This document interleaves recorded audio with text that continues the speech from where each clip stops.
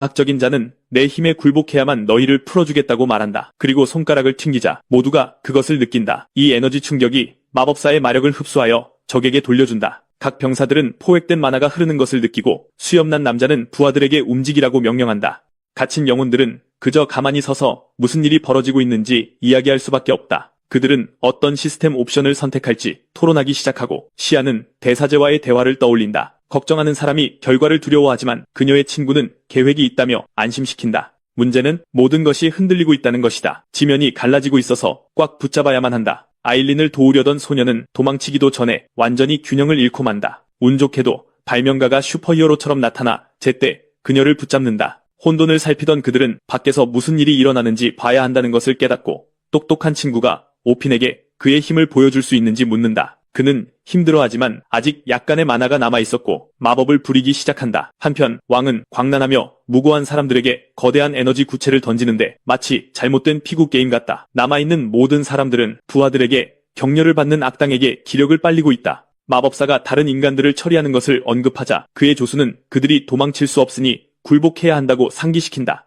그 남자가 복수에 대해 자랑하기 전에 비명소리가 그의 주위를 완전히 사로잡는다. 모험가들이 한 수 앞서 탈출한 것 같고 경비병들은 모두 아차, 우리가 잘못했네 하는 표정이다. 하지만 그들의 보스는 경노하고 있다. 모두가 악당과 마주하고 있는데 당연히 그들은 그의 사악한 계획에 동의하지 않는다. 그래서 그는 부하들에게 그들을 포위하라고 명령하여 탈출할 틈을 전혀 주지 않는다. 보라색 안개가 피어오르자 지그는 무언가 걱정하며 적에게 소리친다. 그 꼬마에게 조롱당하자 왕은 극도로 화가 난다. 그러자 그 불량배는 라이벌이 정밀 제어를 사용해 맵 전체를 들어 올렸는지 묻는다. 질문을 받자 욕심쟁이는 그것이 자신의 왕국의 기술, 즉 마법 장치와 첨단 기계라고 털어놓는다. 미치광이가 자신의 힘을 자랑하지만 발명가는 아니라고 말한다. 내 창조물이 진짜 최고지. 그러자 그 불량배는 리모컨을 꺼내 버튼을 누르고 쾅, 모든 것이 폭발한다. 이 반전은 예상치 못했던 장로를 완전히 충격에 빠뜨린다. 알고 보니 똑똑한 친구가 만약을 대비해 장치를 손보고 작은 폭탄을 심어두었던 것이다. 당연히 그의 동료들은 그의 계획을 듣고 우아하고 감탄한다. 요새가 무너지는 것을 보자 화난 마법사는 더 많은 마법을 퍼붓기 시작한다. 바위들이 떨어져 나가기 시작하고 모험가들은 충격에 대비한다. 그들 주위에 역장이 나타나지만 로키와 오핀이 함께해도 그들을 완전히 보호할 수는 없다. 설상가상으로 대장장이가 도우려 하지만 그의 발 근처에서 폭발이 일어난다. 그는 발을 헛디뎌 땅으로 곤두박질치기 시작한다. 빠르게 추락하고 있다는 것을 깨달은 불쌍한 남자는 자신의 라펠로는 어림도 없다는 것을 알지만 누군가 바람의 날개를 사용하고 돌풍이 그를 구하기 위해 휘몰아친다. 시아가 이 망한 상황에서 그를 구하기 위해 날아온다. 두 사람은 다시 단단한 땅에 착지하고 모두가 그 모험가의 엄청난 움직임에 넋을 잃는다. 그녀는 여사제에게 받은 아이템 덕분에 해낼 수 있었다고 털어놓지만 마법사가 망가진 계획에 격노하면서 그들의 대화는 끊긴다. 수정들이 무너지면서 불쌍한 영혼들의 에너지가 그들의 몸으로 돌아온다. 말할 것도 없이 그 불량배는 적의 계획에 숨겨둔 자신의 비밀 무기에 대해 의기양양해한다. 문제는 왕국의 땅이 무너지고 있다는 것이고 추락하면서 불쌍한 영혼들은 거대한 바위에 매달린다. 그들은 얼음 심연으로 굴러 떨어지는데 그곳으로 가는 것은 전리품 회수 기회 없이 한 번에 모든 체력을 잃는 것과 같다. 그러자 영웅은 이 파멸을 피할 방법을 궁리하기 시작한다. 한편 장로와 그의 부하들은 충격에 빠져 부양장치를 어떻게 다시 작동시킬지 막막해한다.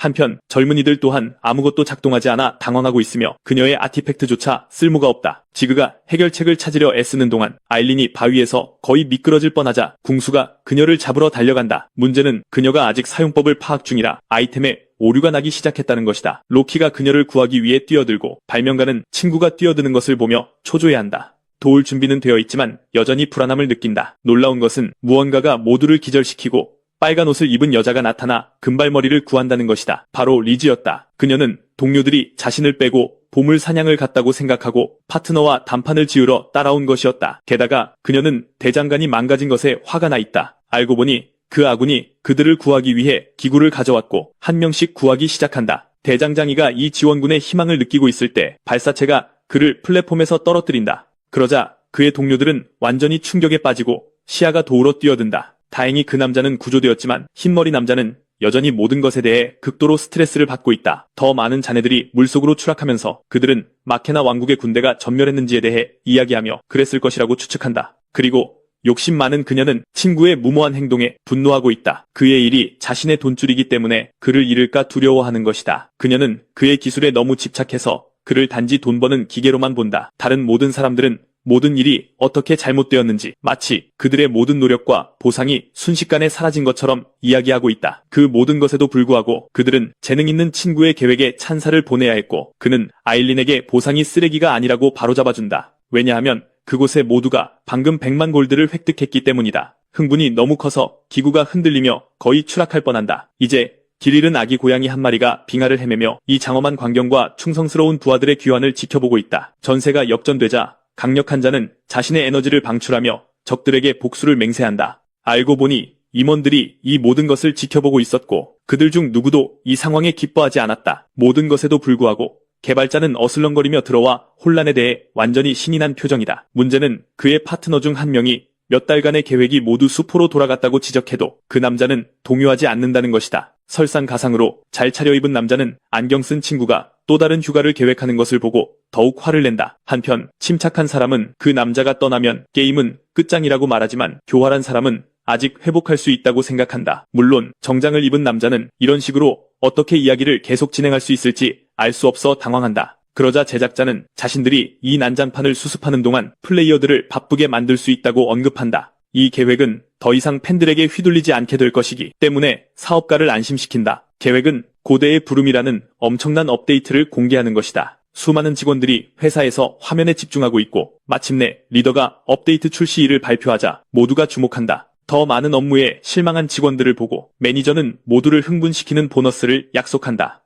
그러자 서버의 최고 책임자는 이야기 속 주인공의 다음 행보에 대해 기대감에 부풀어 있다. 업데이트 때문에 그 남자가 시뮬레이션에서 깨어나는 것을 본다. 조금 후 그는 또 하루의 무술 훈련을 마친다. 그리고 휴대폰을 확인하자 샤론에게서 만나자는 연락이 와 있다. 그가 그곳에 도착하자 모든 플레이어들이 모여 새로운 게임 콘텐츠 트레일러를 보고 있다. 모든 새로운 옵션에 아이들은 넋을 잃고 각자 다른 것에 흥분한다. 그런 다음 그들은 더 많은 게임 세부 정보에 대해 이야기하고 모두가 서버 재개를 기대한다. 알고 보니 그 불쌍한 남자는 오후 내내 기다렸지만 여전히 게임을 할 수 없었다. 나중에 일행은 함께 집으로 향하고 검은 머리의 남자는 안전을 위해 그녀를 바래다 주겠다고 고집합니다. 이 말에 그녀는 얼굴을 붉히고 범생이는 게임을 못했다며 계속 칭얼댑니다. 한편 그 남자는 친구가 옆에서 쿡 찌를 때까지 다시 접속하면 뭘 할지 생각에 잠겨 있습니다. 영리한 친구는 그에게 경주와 저녁 내기를 상기시킵니다. 문제는 바로 그때 아르페디아가 오픈한다는 것. 게임 중독자는 뛰쳐나가고 불쌍한 소녀는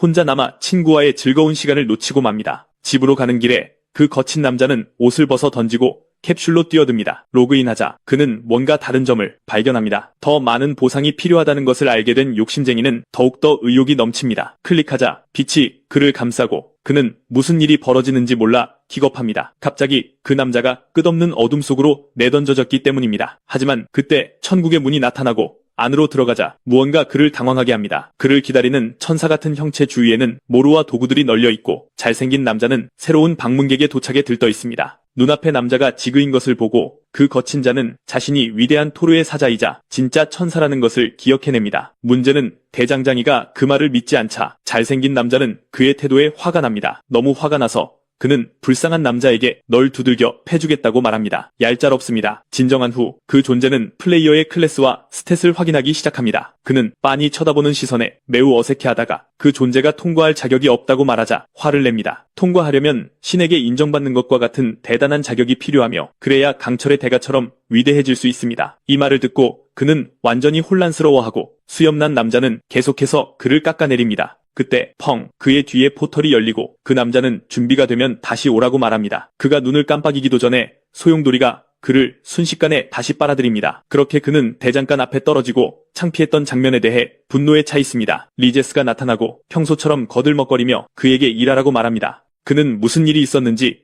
털어놓고 싶어 죽겠지만 그녀는 거기에 없었기에 전혀 모릅니다. 그는 그녀가 자신과 같은 기상천외한 경험을 하지 않은 것을 이상하게 여기지만 그녀는 여전히 교대 근무를 시작하라고 소리치고 있습니다. 그녀가 소리치는 동안 그는 딜런에게 생산 문제에 대해 문자를 보냅니다. 이에 약삭빠른 그녀는 남자들이 문제 해결에 나서는 것을 보고 진정합니다. 모든 것이 여전히 엉망인 가운데 소녀는 하늘에 있는 무언가에 정신이 팔립니다. 금발의 남자가 탈 것을 착륙시키고 그들은 사업에 대해 이야기하기 시작합니다. 하지만 중요한 것은 가게를 재건축해서 아주 멋지게 만들어야 한다는 것입니다. 주인공은 업그레이드하고 사업을 키울 생각에 들떠서 계산을 시작하고 완전히 신이 났습니다. 자신의 기술로 고객들에게서 돈을 긁어모을 것이기 때문입니다. 그리고 나면 그 천사에게 인정을 받고 전설적인 강철의 대가가 될 것입니다. 매니저가 전화하자 사업가는 금속거래 규칙에 대해 설명하고 불쌍한 남자는 세부 사항에 정신을 못 차립니다. 장황한 설명 끝에 남자는 대장장이가 아직 이 거래를 할 준비가 되지 않았다고 말합니다. 자신만의 가게를 연 대장장이는 단 한 명, 2위 발명가인 발리안 뿐입니다. 협상을 계속하면서 지그의 회사가 돋보이려면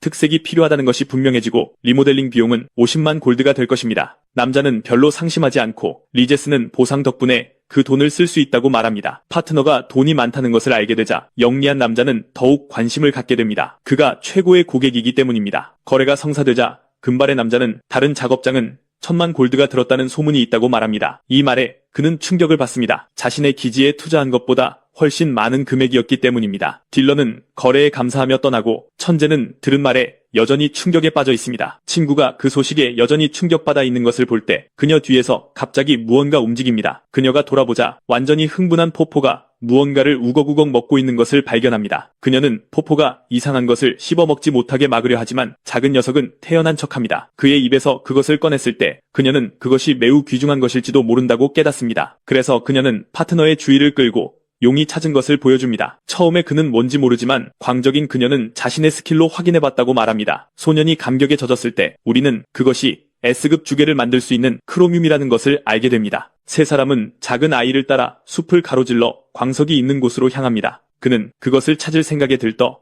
주인의 품에서 뛰어내려 두 사람에게 신호를 보낸 다음 작은 녀석은 어떻게 해야 하는지 보여주기 시작하며 돌무더기 속으로 비집고 들어가더니 아까 그 엄청나게 귀한 돌들을 입에 가득 물고 튀어나옵니다. 그들은 경악합니다. 특히 엄청난 양이었기 때문입니다. 천천히 작은 괴물은 그것들을 더미로 쌓기 시작하고 지그는 끝없는 광맥이 있다는 것에 흥분합니다. 하지만 땅을 파느라 지쳐버렸고 그래서 대장장이가 나서서 이를 이어봤습니다. 그는 곡괭이를 꺼내 귀한 재료를 캐기 시작하고 엄청난 양이 있다는 것을 깨닫습니다. 처음에는 사업을 시작할 생각에 들떴지만 곧이어 현실을 직시하게 됩니다. 불쌍한 남자는 이교대로 일하고 인력을 고용하는 등 고된 일이 될 것임을 깨닫습니다. 그는 쓸만한 광부를 어떻게 찾을지 머리를 굴리기 시작하지만 리제스가 작은 녀석을 오냐오냐 하는 동안 그의 옛 스승은 안 된다고 할 것을 알고 있습니다. 그녀의 파트너가 말합니다. 이봐, 이 기회를 날릴 순 없어. 그들은 먼저 왕국에 들르기로 하고 젊은 남자가 토지관리 사무소로 향하는 모습이 보입니다. 그곳에 도착하자 그는 파충류의 인사를 받고 인간이 아닌 친구가 거기서 일하는 것을 보고 충격을 받습니다. 붉은 호랑이의 보스가 인수한 후 그는 자신과 함께 훈련하는 조건으로 몬스터들이 그곳을 운영하게 했습니다. 이 소식은 발명가의 정신을 아찔하게 만듭니다. 그 야만인이 아바란의 행정 업무를 외주로 맡겼기 때문입니다. 바로 그때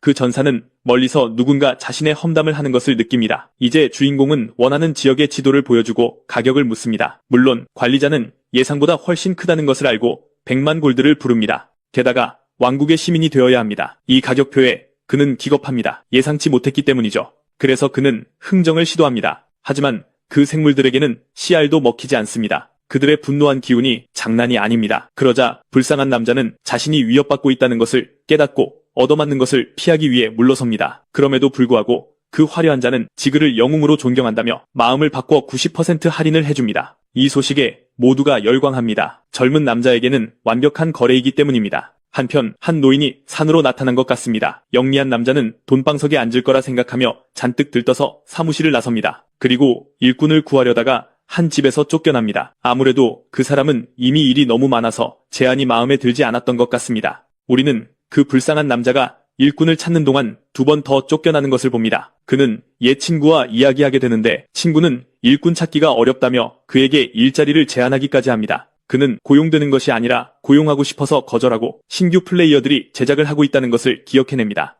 알고 보니 그들조차 매우 까다로워서 고용할 수 없었습니다. 사무실로 돌아오니 공사는 이미 시작되었고 리모델링이 한창 진행 중입니다. 리제스는 건설업자들에게 무언가 설명하며 돕고 있고 그녀의 파트너는 탐탁지 않아 합니다. 알고 보니 영리한 그녀는 그곳이 자신의 가게이기도 하며 마감일이 일주일 남았다는 것을 상기시킵니다. 이 말을 듣고 그는 광부를 찾고 포포에 부유한 광산을 확인하는 것을 목표로 다음 계획을 세우기 시작합니다. 자신이 충분히 숙련되지 않았다는 것을 알고 그는 재빨리 자신의 펫을 부릅니다. 그들이 팀을 이루자 성가신 그녀는 파트너가 광산 문제를 해결할 것인지 묻습니다. 그래서 불쌍한 남자는 그녀를 초대하고 욕심 많은 그녀는 미래의 부에 대한 계획을 꿈꾸기 시작합니다. 가는 길에 세 사람은 부자가 될 거라며 떠들면서 신나게 갑니다. 문제는 이전에 봤던 노인이 그들의 길을 막고 그들은 그가 누구인지 전혀 모른다는 것입니다. 그러자 노인은 케이트 산맥 전체를 누가 샀는지 묻습니다. 그의 말을 듣고 명백한 분노를 본 영리한 남자는 문제를 피하기 위해 모른다고 말하기로 결심합니다. 작은 파충류조차 주인이 얼마나 능숙하게 거짓말을 하는지 놀라워합니다. 교활한 남자가 지금은 이야기할 수 없다고 말할 때 노인은 흰머리의 여자가 그의 이름을 말하는 것을 듣습니다. 그를 알아본 의문의 노인은 갑자기 무기를 꺼내 소년에게 돌진합니다. 소년의 재빠른 회피는 그런 속도를 예상하지 못한 노인을 놀라게 합니다. 그러자 강력한 자는 진지해져서 그의 폭발력을 발휘합니다. 폭발이 닥치자 지그는 방패를 소환하여 폭발을 막아야 합니다. 정신을 차린 남자는 뒤에 남겨진 거대한 분화구에 경악한다. 그는 젊은 친구가 쉽게 빠져나가지 못할 거라고 말하며 그의 거짓말을 간파하고 왕국에서 토지 대장을 확인했다고 밝힌다. 수염난 남자의 예리함에 완전히 감탄하자 다른 한 명은 요즘 애들은 어른 공경도 안 하고 거짓말만 한다며 빈정거린다. 대장장이가 그렇게 거대한 땅을 차지하는 것이 그에게는 여전히 좀 이상하다. 그래서 이 모든 땅에 대한 그의 제안은 무려 200만 골드다. 이 말도 안 되는 액수에 그의 친구는 완전히 정신이 나가고 거래 전체에 대해 엄청나게 궁금해한다. 대장장이는 곰곰이 생각하며 자신이 모든 것을 사들인 값보다 훨씬 많은 액수라 깜짝 놀란다. 하지만 깊이 생각한 끝에 그는 어린 시절과 아버지의 엄청난 협상 기술을 떠올린다. 그래서 그 남자는 이 거대한 제안을 거절하고 그의 친구는 완전히 이성을 잃고 그를 닥달하기 시작한다. 그러자 똑똑한 쪽이 파트너에게 크롬으로 훨씬 더 많이 벌 거라고 넌지시 윙크하지만 그녀와 포포 둘 다 눈치를 채지 못하고 완전히 기겁하고 만다. 불쌍한 남자는 자신의 사업 파트너가 그렇게 눈치 없는 것을 믿을 수가 없다. 거절당한 후에도 백발의 남자는 영리하게 계속 협상을 시도하며 심지어 더 많은 돈을 제시한다. 지그가 계속 거절하자 거물은 모든 산에 대해 250만 골드를 제안한다. 이 엄청난 제안에도 불구하고 거친 남자는 계속 거절하며 그곳에 가게를 차리고 싶다고 설명한다. 하지만 의문의 남자는 포기하지 않고 심지어 라이벌의 대장간에 거금을 제시한다. 얼마를 제안하냐는 질문에 노인은 300만을 말하지만 교활한 쪽은 500만을 원한다. 이 팽팽한 대결 속에서 서로를 노려보지만 마법사는 그것이 끔찍한 생각이라고 여긴다. 이 시점에서 부자 남자는 선택지가 없음을 인정하고 지팡이를 땅에 내리친다. 소년이 여행자가 포기했다고 생각하는 순간 그는 그 전사가 모든 것을 힘으로 빼앗을 계획이라는 것을 알게 된다. 위협을 받아도 필사적인 남자는 이 산맥은 자기 것이며 마음대로 할 수 있다고 말한다. 이제 우리는 그 거친 남자의 이름이 가스통이며 그가 최고의 광부라는 것을 알게 된다. 그가 싸우는데 곡괭이를 사용했기 때문에 좀 웃긴데 주인공과 달리 리즈는 그를 아는 것 같다. 친구가 확신하지 못하자 그녀는 그가 카잔에서 5개의 광산을 운영하는 전설적인 인물이며 광산의 왕이라 불릴 정도라고 설명한다. 그의 모든 명성과 자부심 때문에 당연히 전사는 물러서서 이 산들을 포기할 수 없고 그래서 대장장이도 자신의 입장을 고수하며 망치를 소환하기 시작한다. 그러자 적은 또 다른 큰 폭발을 준비하며 그에게 빠르게 돌진한다. 젊은 남자는 간신히 피하며 이 공격이 얼마나 미치도록 강한지 깨닫는다. 물론 모험가는 물러서지 않고 상대방의 도전에 맞서 싸우기 위해 앞으로 돌진한다. 알고 보니 그는 근접전에서 큰 불리함에 처하지만 교묘한 계획이 있다. 이 순간 전략가는 자신의 결 스킬을 사용해 전투 중 곡괭이의 구조가 좀 이상하다는 것을 발견한다. 놀랐음에도 불구하고 영리한 자는 자신의 다크브레이크를 사용하며 계속 앞으로 돌진한다. 그가 다가오는 것을 보고 백발의 남자는 광산이라는 힘을 사용하고 그들은 에너지로 충돌한다. 알고 보니 침입자의 도구가 금이 가기 시작하고 젊은 쪽이 이 대결에서 이긴다. 둘 다 뒤로 밀려나고 이 격렬한 공방 후에 서로를 노려본다. 그를 최상급 상대로 인정한 백만장자조차도 일단 물러서기로 결정한다. 그 남자조차도 자신의 땅을 거의 빼앗을 뻔한 적의 힘을 인정한다. 관리자 역할을 하는 리즈는 서로 칭찬하는 것을 보며 왜 저렇게 친절한지 완전히 어리둥절해한다. 베테랑이 처음부터 다시 시작해서 일할 새로운 장소를 찾아야 한다고 말하자 백발의 남자는 그의 물건들에 무슨 일이 있었는지 묻는다. 알고 보니 5개의 광산을 포함하여 그가 가진 모든 것을 부패한 자들에게 빼앗겼다. 광부들이 동굴 안에서 바쁘게 일하는 모습이 보이다가 토지 관리인을 대표하는 한 무리의 불량배들이 나타나 더 많은 세금을 요구한다. 가스통이 어리둥절해하자 거만한 녀석이 무슨 일이 있었는지 설명하려다 세게 얻어맞는다. 시간이 지나면서 한 무리의 징수원들이 나타났고 노인의 부하들은 그들과 하나씩 맞섰다는 것을 알게 된다. 마침내 아이언 크로스 길드 자체가 그들에게서 모든 것을 징수하러 들이닥쳤고 비록 그들이 자신들의 영역을 지키려 했지만 침략자들이 모든 것을 빼앗아가는 지경에 이르렀다. 이 사실을 알게 된 세 사람은 화가 나고 지그는 길드가 보통 뛰어난 플레이어들의 자산을 빼앗는다는 것을 깨닫는다. 대화를 나누면서 대장장이는 왜 그들이 노인의 광산을 침략 대상으로 삼았는지 알고 싶어하고 조사한 끝에 근처에서 데보라의 징후가 발견되었다는 것을 알게 된다. 이 소식과 그 땅에서 로봇이 목격되었다는 소식을 듣고 주인공은 로키가 그것을 조사하고 있었다는 것을 기억한다. 가스통은 엄청나게 화가 나 있고 재건 임무를 수행 중이었는데 이 젊은이가 동굴에서 광맥을 찾을 수 있는지 묻는다. 당연히 노련한 전문가는 그것을 할 수 있다. 그는 광부의 왕과 같으며 라이벌에게 따라오라고 말한다. 알고 보니 노인은 모든 산의 지도를 그릴 수 있는 스킬을 가지고 있었다. 노인이 채굴할 장소를 알려주자 여자는 공책을 꺼내 모든 것을 받아 적는다. 그래서 대장장이는 포포를 보내 땅을 파괴해서 시험해보고 펑 구리를 발견한다. 이것을 본 여자는 위험하다고 생각하며 기겁하지만 그녀의 친구들은 오직 광석에만 눈이 팔려 있다. 어떻게 해냈는지 묻자 우리는 그 노인이 젊어서 시작했고 그 돈으로 가족을 부양했다는 것을 알게 된다. 그러자 그는 노인의 아내에 대해 묻고 놀랍게도 그녀는 지금 다른 게임에서 프로게이머가 되었다. 그들은 그 대답에 실망하고 그는 심지어 아들이 찍은 사진을 보여주겠다고 제안한다. 지그가 노인이 계속 채광할 계획인지 묻자 그는 절대 산맥을 팔지 않을 것이라고 분명히 말한다. 모든 것에도 불구하고 그 남자는 부를 위해서가 아니라 끝까지 계속 일하기를 원할 뿐이다. 이 말을 듣고 지그는 아이디어를 제안하며 그의 새로운 친구가 그곳에서 자신의 방식대로 일을 운영하게 해준다. 노인이 관심을 보이자 전략가는 노인이 자기 몫을 하는 한돈 문제는 자기가 처리하겠다고 약속한다. 리즈가 끼어들어 수염난 남자의 몫이 얼마가 될지 계산해서 보여준다. 그 액수에 그는 충격을 받고 대장장이는 그들이 거래를 성사시킬 것이라고 확신한다. 너무나도 많은 액수라 노인은 정말 그만큼인지 의심한다. 그렇게 그들은 마침내 악수를 하고 리즈는 이미 돈방석에 앉을 꿈을 꾸고 있다. 하지만 다른 광부들에 대해 묻자 노인은 풀이 죽는다. 그의 새로운 파트너는 매우 충성스러운 동료들과 함께했던 광부 시절을 기억한다. 추억에 잠겨 부하들이 얼마나 대단했는지 이야기하던 중 지그에게 아이디어가 떠오른다. 다시 다가가 영리한 자는 베테랑과 함께 일했던 모든 사람을 모집할 생각을 한다. 이제 계약서에 서명했으니 관리자는 계약서 서명을 위한 테이블을 휙 꺼낸다. 그녀가 거래 세부 사항을 모두 휘갈겨 쓰자 그녀의 친구는 깜짝 놀란다. 이것이 그녀의 새로운 상급 상인 스킬이고 그들이 대화하는 동안 가스통은 감탄한다. 서류가 양측에 전달되고 둘 다 각자의 부분에 서명하는 모습이 보인다. 이제 마법이 거래를 봉인했으니 공식화되었고 그들은 완벽하다고 동의한다. 다음으로 그들은 카잔의 광산에서 일할 새로운 인부들을 찾아야 한다. 그들은 마침내 성문에 도착하고 긴장한 남자는 그곳이 철의 도시라고 언급한다. 처음에 젊은이는 그들이 함께 다닐 것이라 생각했지만 그의 새 친구는 그에게 대장장이가 필요하다고 상기시킨다.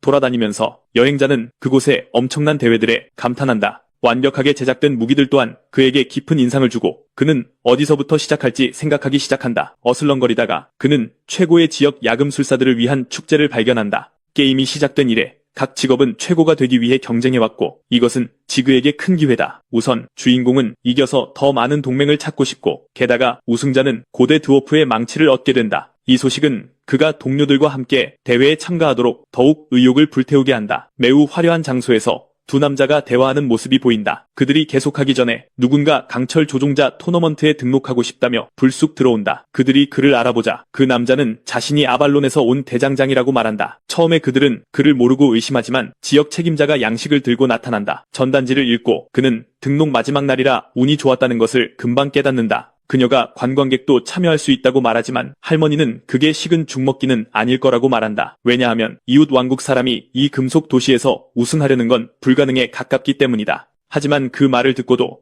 아무것도 그를 흔들 수 없었고 그는 자신의 임무에 완전히 전념한다. 여자는 탐탁지 않아 하고 그들이 떠날 때 전문가는 내 등록을 취소할 생각도 말라고 말한다. 바로 그때 직원들은 상사가 이것을 괜찮아 할지 궁금해하며 턱이 빠질 듯 놀란다.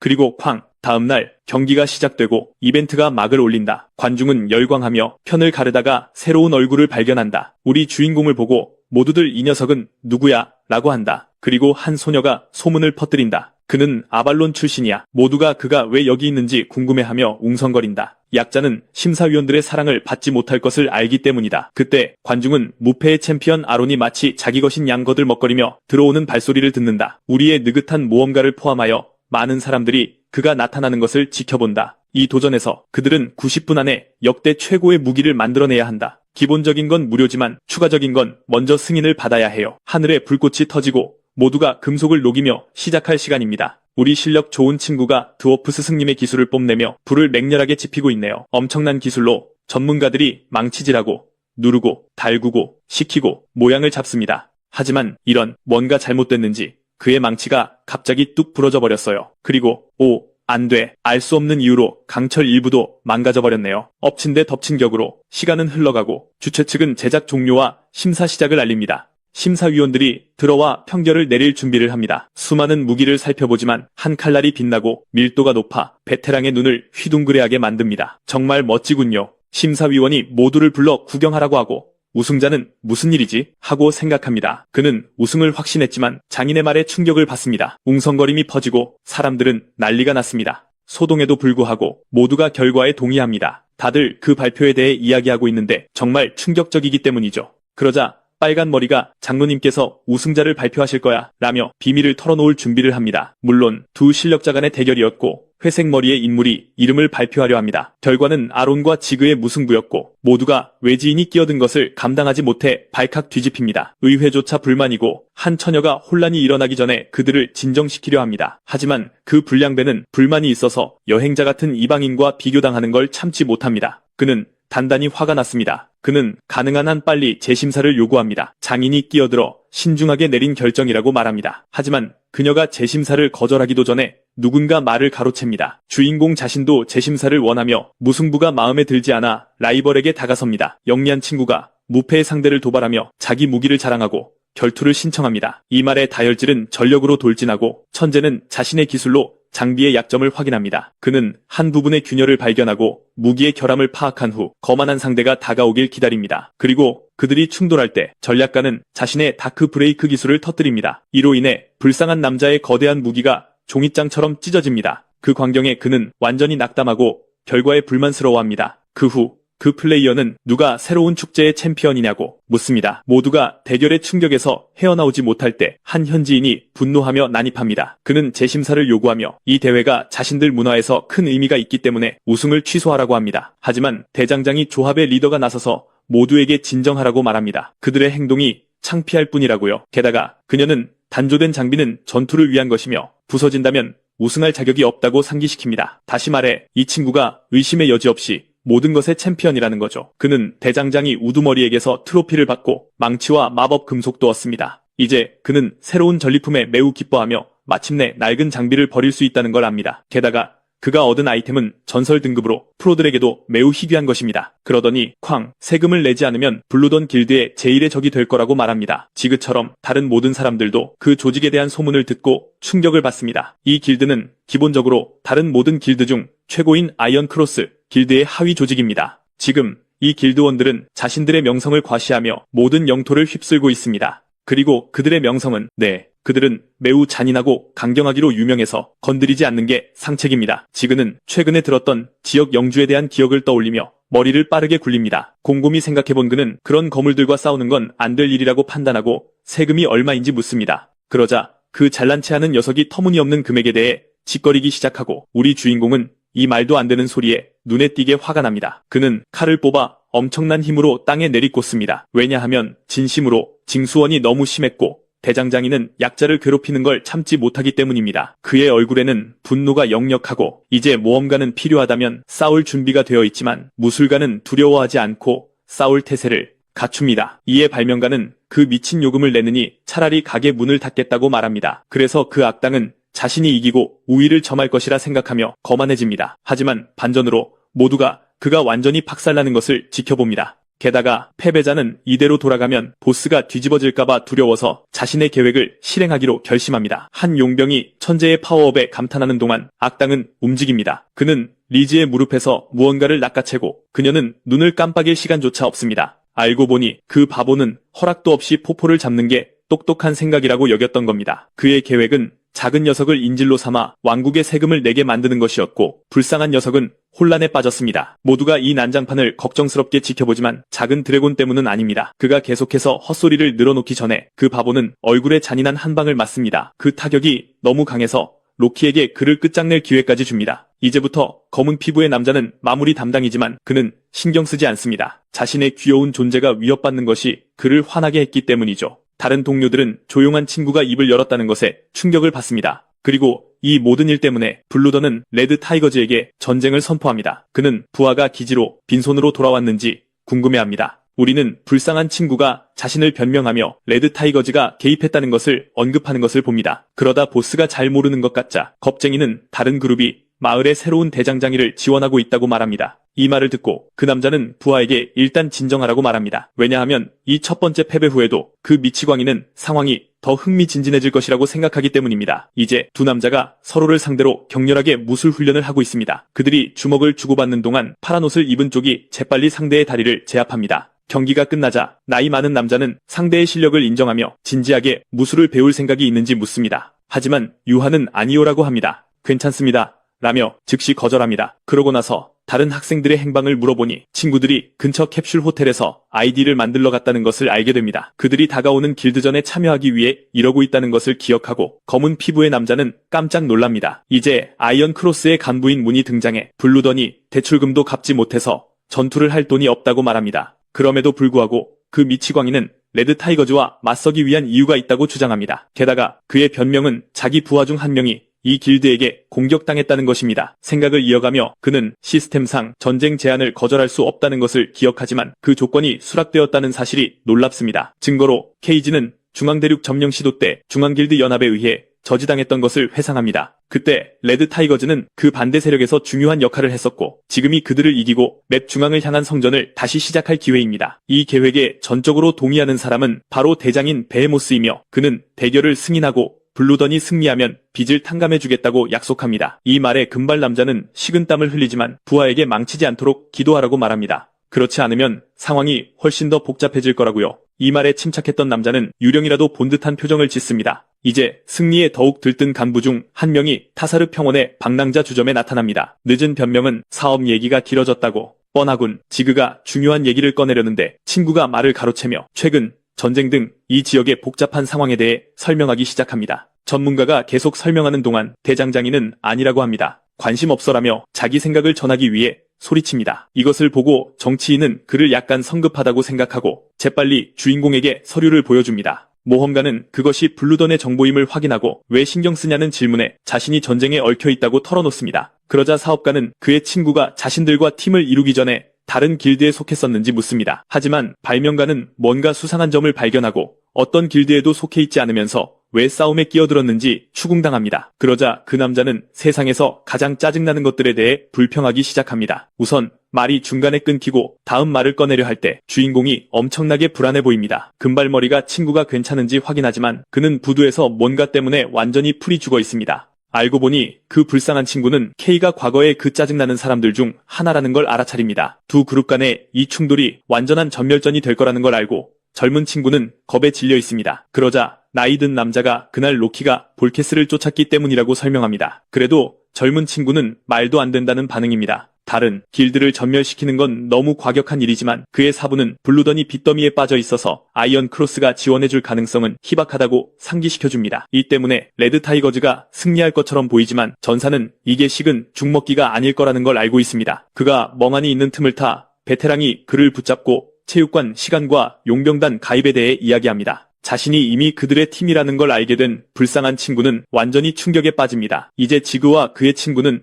이 거물급 길드 간의 전쟁이 얼마나 힘든지에 대해 이야기하고 있습니다. 보아하니 한쪽은 빚더미에 빠져 있지만 이건 단판 승부라 전멸전에서는 상황이 뒤집힐 수도 있습니다. 붉은 고양이들을 쓰러뜨릴 절호의 기회라는 말을 듣고 대장장이는 분노합니다. 그는 친구의 스트레스를 보고 화가 난 그를 진정시키려 하며 길드에 정식으로 가입하라고 권유까지 합니다. 하지만 젊은 친구는 아직 때가 아니라는 걸 알고 있습니다. 그러자 똑똑한 친구는 이 싸움에 휘말렸더라도 그들의 팀에 합류하면 피할 수 있으니 주인공의 잘못이 아니라고 인정합니다. 이 말을 듣고 그는 무언가에 대해 불편해하며 몸을 뒤틀게 됩니다. 이에 그의 친구는 발명가가 그냥 합류해서 어쩔 수 없었다고 말하면 된다고 합니다. 이 모든 말에도 불구하고 스트레스를 받는 그는 케이지에 대한 생각을 멈출 수 없습니다. 결국 그의 숙적이 적의 보스로서 싸움에 나설 테니까요. 이 사실에 그는 깊은 생각에 잠겨 앞으로를 걱정하고 어린 소녀가 점심을 잊은 아빠를 찾으러 체육관으로 들어가는 모습이 보입니다. 수염난 남자가 큰 전투의 날을 위해 부대원들을 소집하는 모습이 보입니다. 그의 격려사는 모두 긴장을 풀고 싸울 준비를 하라는 것, 지는 것은 선택지에 없기 때문입니다. 물론 모두가 환호하고 그것에 대해 엄청나게 흥분합니다. 누군가 2시간 동안 머무는데 얼마냐고 묻자 직원은 팀이 전체를 예약했다고 말합니다. 이 사람은 아이언 크로스의 간부인 문이고 그는 손님에게 나중에 들르라고 말합니다. 아바란의 수많은 사람들이 큰 행사에 대해 웅성거리고 호스트 남궁의 홀로그램이 방송을 시작합니다. 이제 긴 머리 남자가 풍선 위에 떠서 관중들에게 레드 타이거즈를 보여주고 있습니다. 다음으로 그는 완전히 기겁할 만한 것을 발견하는데 그것은 바로 이 거대한 함대가 몰려오는 것이었습니다.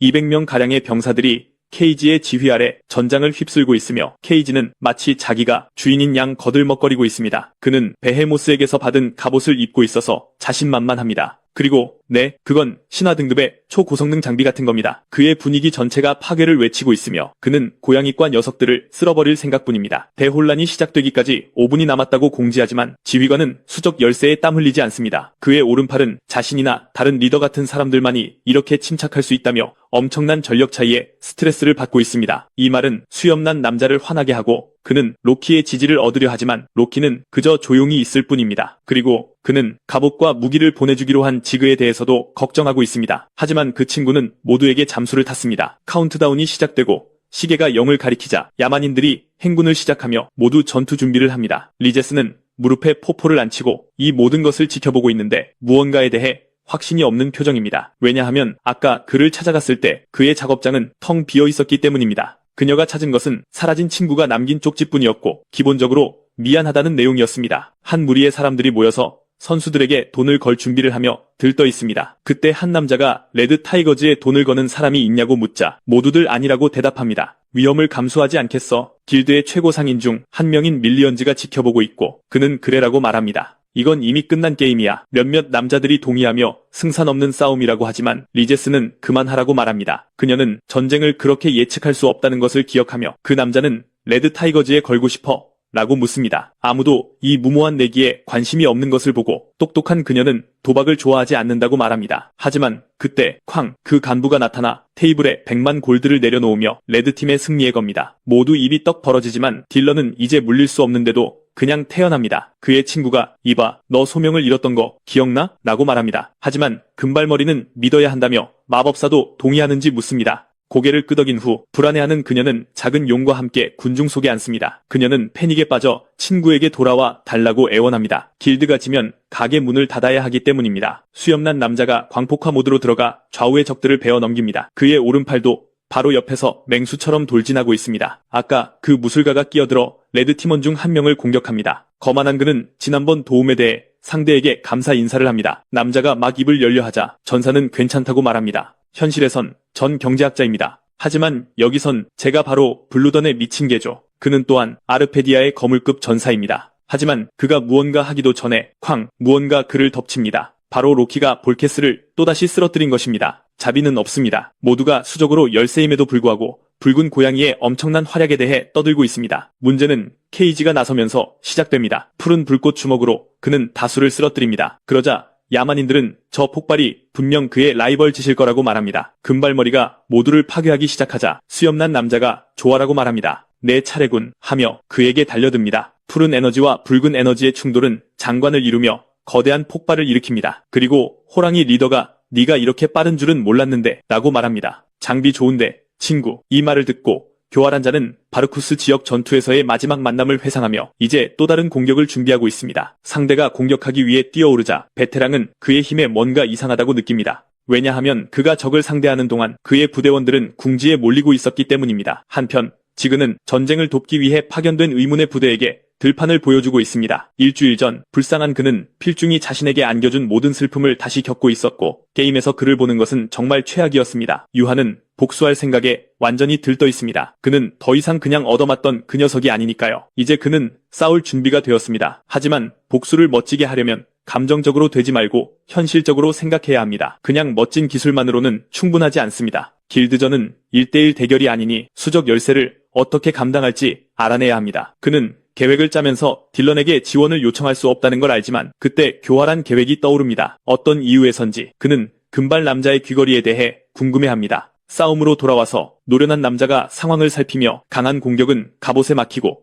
약한 공격은 시간 낭비일 뿐이라는 걸 깨닫고 있습니다. 그는 자신이 궁지에 몰렸다는 것을 알고 케이지는 왜 상대가 허리케인 길포드라 불리는지 이해합니다. 그 남자의 힘은 전설적이니까요. 하지만 모든 것은 미친 녀석의 계획대로 진행되고 있습니다. 그는 단지 지휘관을 붙잡아두고 그의 부대원들이 적을 쓰러뜨리게 하려는 것입니다. 상인은 이걸 즐기고 있습니다. 블루던이 이길 거라고 확신하며 친구를 놀릴 준비를 합니다. 그리고 날카로운 반격은 코수염난 남자의 어리석음 때문에 그의 길드가 항상 3위에 머물러 있다는 것입니다. 비록 노련한 남자가 블루팀이 우세하다고 말하고 있지만 그의 말은 갑작스러운 굉음에 의해 끊깁니다. 여성들조차 이 예상치 못한 흔들림에 충격받습니다. 가장 강한 전사들조차 지진이라고 생각하기 시작합니다. 하지만 아니, 그건 단지 지그가 전장에 멋지게 지각한 것뿐입니다. 베테랑은 친구를 보고 놀라며 시간이 꽤 걸렸다고 말하고 케이지는 그저 영웅을 무시해버립니다. 알고 보니 그 영웅은 레드 타이거즈의 비밀병기였습니다. 야만인은 약간 회의적이라 던의 리더는 그냥 부대원들에게 새로운 녀석을 처리하라고 말합니다. 그때 사냥꾼이 뛰어들어 온 힘을 다해 부수려 하고 시간을 조금 되돌리면 키예프 영토가 리자드맨에게 빼앗겼고 그 귀걸이는 그곳의 기념품이라는 사실을 알게 됩니다. 파충류 왕은 대장장이를 도울 수 없어 아쉬워합니다. 그들은 아직 큰 전쟁에서 회복 중이기 때문입니다. 그럼에도 불구하고 붉은 남자는 1000명의 전사만 지원할 수 있다고 말하고 바보가 발명가를 치기 전에 누군가 그를 막기 위해 뛰어듭니다. 대장장이가 이끄는 동맹군이 전장에 난입하자 해설자는 놀라움을 금치 못합니다. 검사는 칼을 휘둘러 동료들이 길을 열 수 있도록 돕습니다. 리제스는 이 예상치 못한 등장에 깜짝 놀랍니다. 전투의 판도를 완전히 뒤집었기 때문이죠. 그가 나타나자 어른 아이 할 것 없이 모두 승리를 확신하며 열광합니다. 밖에서 쿠닐은 자신의 계획이 무너지는 것을 보며 화를 참지 못하고 유리잔을 깨뜨립니다. 그러고는 술을 너무 많이 마셨다고 둘러대며 급히 밖으로 나가 누군가에게 전화를 겁니다. 알고 보니 그는 베헤모스였고 부하에게 플랜 B를 시작하라고 지시합니다. 해설자를 포함한 모든 관중은 이 엄청난 반전에 충격을 받습니다. 딜런은 전쟁의 끝은 아무도 예측할 수 없다며 친구에게 내기를 걸자고 놀려댑니다. 한편 통제불능인 그녀는 파트너가 늦게 나타나거나 파충류 부대를 부르는 등의 행동에 분노합니다. 전투가 격렬해지자 레드 타이거의 오른팔 격인 남자가 지그가 뭘 하고 있는지 묻습니다. 하지만 잡담할 시간은 없습니다. 전투에만 집중해야 합니다. 특히 누군가 베테랑의 뒤로 몰래 접근하고 있었기 때문이죠. 상황 파악 못한 남자가 공격당하기 직전 기사 중 한 명이 뛰어들어 그를 구합니다. 왜 도왔냐는 질문에 그 괴물은 친구의 친구는 내 친구이기도 하다고 말합니다. 이 행동의 베테랑은 새로운 전투 동료에게 깊은 인상을 받습니다. 이제 양측의 리더들은 계속해서 격돌하고 야만 용사는 금발에게 이 말도 안 되는 상황에 대해 놀려댑니다. 전투가 계속되자 그 바보는 지원군에게 동료들이 박살나는 것을 지켜봅니다. 그래서 그는 길퍼드를 최대한 빨리 처리해야 한다고 생각하지만 경계를 늦춘 순간 대장장이가 그를 기습합니다. 눈 깜짝할 사이에 가차없는 공격이 명중합니다. 반전은 그 미치광이가 적의 갑옷을 수리하고 강화하고 있다는 것이었고 케이그는 이 미친놈이 뭐하는 짓인가 싶습니다. 이것은 모험가에게 야만 용사에게 움직이라고 말할 절호의 기회였고 노장은 불타는 검을 들고 뛰어듭니다. 그럼에도 불구하고 금발은 자신의 갑옷을 믿고 태어냈지만 발명가는 아니라고 말합니다. 그럴 리가. 알고 보니 그 갑옷은 탱크와 같아서 약한 공격으로 공략하거나 만화가 고갈되기를 기다리는 수밖에 없습니다. 하지만 폭풍 방패를 피할 꼼수가 있는데 바로 수리 중에 버그를 일으켜 발동되지 않게 하는 것입니다. 레드 타이거의 보스가 날린 공격에서 거대한 에너지 폭발이 일어납니다. 주인공은 이 기술을 알고 있습니다. 과거에 바츠가 미친 용을 쓰러뜨릴 때 사용했기 때문이죠. 그러니 이 아티팩트는 아주 오래전 그의 것이었고 이제 천재는 그 괴롭히던 놈에게 유물을 어디서 구했는지 실토하라고 합니다. 큰 문제는 수염난 남자뿐만 아니라 길드 전체가 갑자기 게임에서 로그아웃하기 시작했다는 것입니다. 이 충격적인 상황에 미치광이조차도 워하고 놀랍니다. 대반전, 그때 베헤모스의 마지막 경고라는 메시지가 뜨고 악당은 반격할 준비를 합니다. 알고 보니 크림슨이 장소를 빌렸을 때 캡슐 호텔 주인은 자리를 비웠고 그곳에서 일하던 주인 아들 문이 바로 아이언 크로스의 간부였으며 그는 명백히 보스의 명령에 따라 움직였습니다. 공격을 받자 대장장이는 고통에 몸부림치고 그의 경쟁자들은 그를 조롱합니다. 해설자는 레드 타이거가 다시 위기에 처했다고 말합니다. 시아는 초조하게 지켜보고 있습니다. 그리고 지휘관의 지원 없이는 블루던의 리더를 막을 수 없고 전쟁은 바로 거기서 끝날 수도 있습니다. 이상하게도 리제스가 직접 전장으로 나서기 시작합니다. 한편 그의 동료는 적에게 압도당하고 있고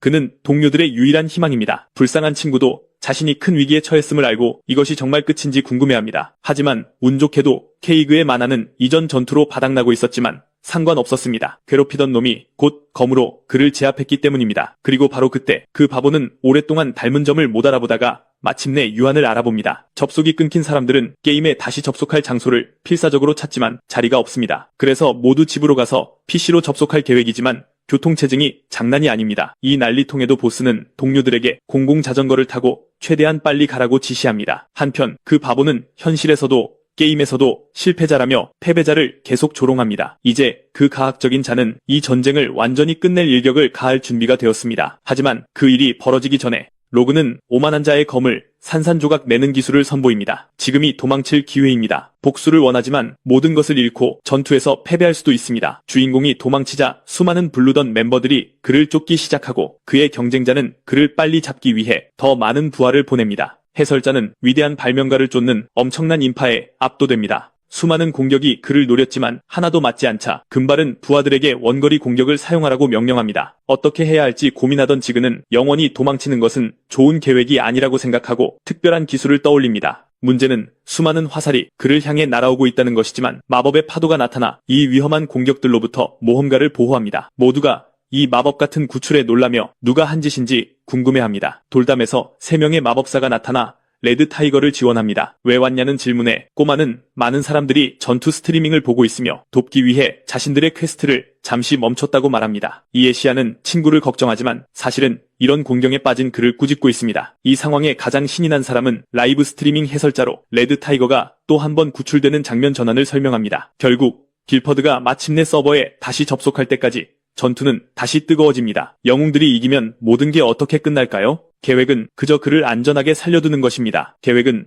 마법사들이 최대한 시간을 끌어 그가 도망치고 분대가 돌아올 때까지 기다리게 하는 것입니다. 부하들이 마법사들에게 돌격하자마자 오핀이 거대한 에너지 폭발로 포문을 엽니다. 그가 대장이고 악당 하나가 너무 가까이 다가오자 그의 친구가 재빠른 놈에게 거대한 화살을 날립니다. 그녀 또한 게임에서 표적이 되고 다른 마법 사용자는 리자드들을 강화하기 시작합니다. 난폭한 자는 상황이 위태로워지자 부하들에게 주인공을 잡으라고 명령하지만 궁수가 계속 그를 지원하며 전문가처럼 탈출로를 만듭니다. 이 혼란 속에서도 그는 계획이 있지만 성공할 수 있을지 땀을 흘립니다. 바로 그때 길퍼드가 전투에 다시 뛰어들며 자신이 왔으니 당황할 필요 없다고 과시합니다. 문제는 그 불쌍한 친구가 타사르 필드를 이탈해서 추방당했다는 것입니다. 최악의 상황에서도 용감한 자는 자신의 게임 계획을 세울 기회를 포착합니다. 하지만 검이 그를 베려는 순간 리자드 기사가 나타나 추격자들을 쓸어버립니다. 그는 그렇게 강력한 자의 지원을 받게 되어 매우 기뻐합니다. 그 영웅은 다름 아닌 리자드 킹 본인이었습니다. 그가 계속 질주하는 동안 더 많은 부하들이 그를 뒤쫓습니다. 그리고 그가 또다시 공격당하려는 순간 리제스가 나타나 위기에서 구해줍니다. 이제 백발의 남자는 그에게 앞만 보고 바람처럼 달리라고 말합니다. 딜런은 분대의 팀워크에 완전히 감탄하며 미소 짓고 있습니다. 모든 레드타이거 단원들이 제 시간에 도착하기 위해 서두르고 있고 그들의 리더는 현장으로 다시 달려가고 있습니다. 혼돈에도 불구하고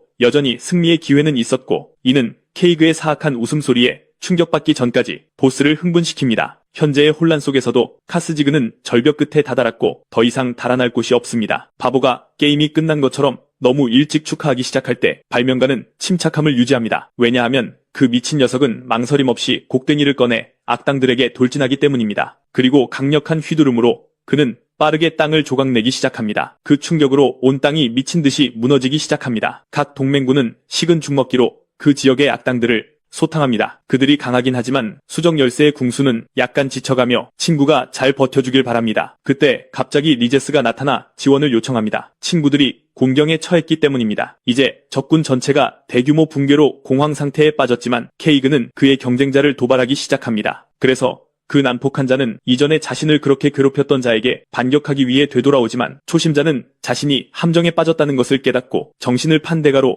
얼굴을 한 대 맞습니다. 이 공격으로 그는 다시 빠르게 추락하고 주인공이 계속 계획을 세울 절호의 기회입니다. 교활한 자는 거대한 손을 소환하여 자신을 안전한 곳으로 끌어올리고 악당들이 파멸의 구덩이로 가라앉는 동안 손가락 욕을 날립니다. 그래서 패배자들은 타사르 필드에서 추방되어 진흙 속으로 가라앉게 됩니다. 절벽을 다시 기어오른 천재의 계획 덕분에 각 악당들은 추락으로 실격 처리됩니다. 하지만 복수심에 불타는 자는 아직 쓰러지지 않았고 레드 타이거에게 승리를 넘겨주지 않을 것입니다. 그의 만화가 회복되고 강화되어 유령의 손을 소환하여 영웅의 발을 붙잡습니다. 이로 인해 승리를 거머쥔 듯 보였던 불쌍한 친구는 그를 이기려던 자가 포기하지 않자 다시 추락하기 시작합니다. 다시 떨어지기 시작하면서 지그는 자신의 상황에 대해 깊이 생각하고 끝장나고 싶지 않다면 정말 움직여야 한다고 느낍니다. 금발이 더욱 잔인해지자 대장장이는 완전히 망연자실한 표정을 짓습니다. 시아가 그의 손을 잡으러 뛰어들 때까지 모두가 이 경악스러운 순간에 시선을 고정하고 있어요. 많은 사람들이 이 인간 사슬에 합류하고 각 동료는 다음 사람이 떨어지지 않도록 도와줘요. 심지어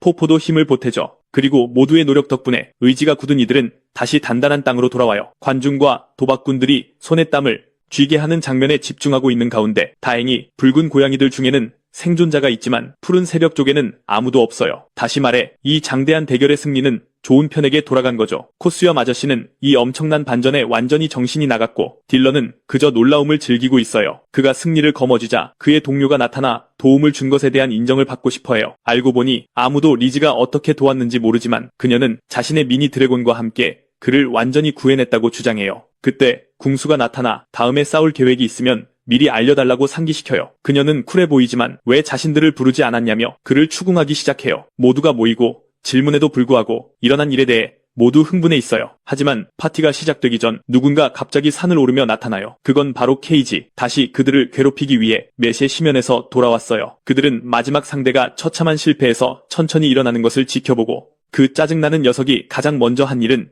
옛 라이벌에게 결판을 내자며 1대1 대결을 신청하는 것이었어요. 아무도 제작자들이 왜 유한을 불렀는지 이해하지 못하고 불쌍한 친구는 그저 조용히 있어요. 설상가상으로 그 바보는 그의 실명을 폭로하며 옛날에 그가 어떻게 장난감에 불과했는지 조롱해요. 그 시절 그는 그저 금발머리의 재미를 위해 망가졌었고 이제 그 금발이 그 시절을 들먹이며 조롱해요. 그래서 용감한 이는 그 막말을 무시하고 만약 그 불량배가 지면 그의 엄청난 갑옷에 대한 비밀을 불기로 하는 조건으로 대결을 준비해요. 모두가 대결을 지켜보고 대장장이는 옛날에 그 장비를 사용했던 것을 기억해요. 그리고 모든 것에도 불구하고 현실의 그가 누구인지는 변하지 않지만 이제 그런 건 아무 상관없어요. 생각해보니 그의 임무는 이 난장판의 배후에 있는 해커를 찾아 쓰러뜨리는 것이에요. 대결이 시작되자 두려움 없는 자가 돌진하고 둘은 서로 맞붙어요. 하지만 시아가 끼어들어 전투 중에 상대를 때려요. 이 주먹의 바보는 바위에 머리를 세게 부딪혀요. 그가 다치자 궁수는 자기 친구가 예전엔 늘 웃는 얼굴이었는데 이제 그를 망가뜨린 자를 찾았다고 설명해요. 그 짜증나는 녀석이 반박하려 할 때 리즈가 끼어들어 온 힘을 다해 그를 때려요. 왜냐하면 그곳에 누구도 증오를 용납하지 않기 때문이죠. 그래서 모두가 그를 벌하기로 결정하고 파충류는 심지어 그를 해치우겠다는 농담까지 해요. 이 상황에서 모두 주인공에게 물러서라고 말해요. 그들은 그 짜증나는 녀석을 처리할 것이고 다른 전사들은 파티에 완전히 늦게서야 나타나요. 그때 그 야만 전사는 적의 리더가 학교 폭력 가해자였다는 것을 알게 돼요. 자신의 제자가 괴롭힘을 당했다는 것을 알게 되자 그는 무기를 뽑아들 만큼 화가 나요. 불쌍한 녀석이 지원을 요청하자 그거구는 마지막 일격을 준비하고 베헤모스가 이 약한 길드의 종말을 명령했다는 메시지가 뜨자 집단 구타가 시작돼요. 그곳의 모두가 과거